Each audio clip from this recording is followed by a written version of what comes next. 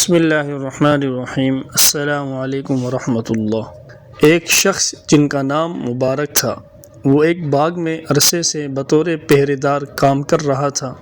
ایک دن اس باغ کا مالک اپنے چند مہمانوں کے ساتھ باغ میں آیا اور حکم دیا، مبارک مہمان آئے ہیں، کچھ میٹھے انار توڑ کر لاؤ اور ان کو مہمانوں کی خدمت میں پیش کرو۔ وہ چند منٹوں میں انار توڑ کر لایا۔ مالک نے ایک انار چکھا تو سخت کھٹا تھا، دوسرے کو توڑا، وہ بھی کھٹا تھا۔ مبارک کو آواز دی، ہم نے تمہیں میٹھے انار لانے کو کہا تھا، تم کھٹے انار لے آئے۔ وہ دوبارہ گئے اور انار لے آئے۔ مالک نے ان کو توڑا، وہ بھی کھٹے نکلے۔ مالک سخت ناراض ہوا، تم اتنے سالوں سے اس باغ میں کام کر رہے ہو، تمہیں آج تک کھٹے اور میٹھے انار میں تمیز نہیں ہے۔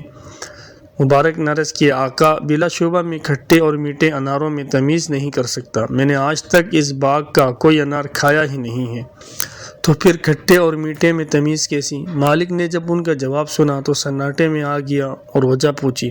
مبارک بولے، آپ نے باغ کی رکھوالی میرے سپرد کی تھی، اس کا پھل کھانے کی اجازت نہیں دی تھی۔ باغ کے مالک نے جب ان کا جواب سنا تو نہایت متعجب ہوا۔ مبارک کے تقوی اور امانت داری پر مہمان ششدر رہ گئے۔ باغ کے مالک کی بیٹی جوان تھی اور وہ اس کے لیے موزوں رشتے کا متلاشی تھا۔ اچانک اس کے ذہن میں آیا کہ میری بیٹی کے لیے اس سے بڑھ کر کوئی شخص موزوں نہیں ہو سکتا۔ اس نے مبارک سے کہا، اگر میں تمہیں اپنا داماد بنا لوں تو تمہارا کیا خیال ہے؟ انہوں نے کہا، یہود شادی کے لیے لڑکی کی مالداری کو، عیسائی خوبصورتی کو اور امت محمدیہ کے لوگ تقوی اور دینداری کو معیار ٹھہراتے ہیں۔ مالک نے ان کا جواب سنا تو مزید متاثر ہوا، گھر آ کر اپنی اہلیہ سے مشورہ کیا۔ اس نے کہا کہ بلا شبہ مجھے بھی اپنی بیٹی کے لیے مبارک سے بہتر کوئی رشتہ نظر نہیں آتا۔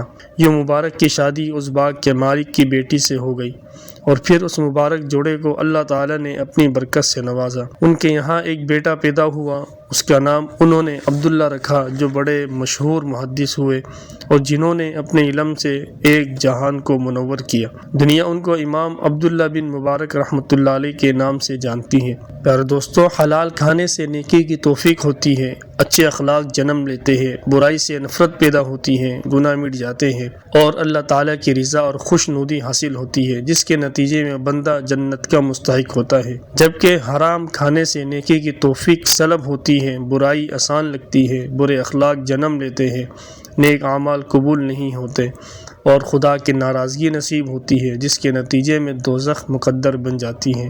اللہ تعالی ہم سب کی حرام مال سے حفاظت فرمائے اور ہر ہمارا لقمہ اللہ رب العزت حلال کا بنا دے۔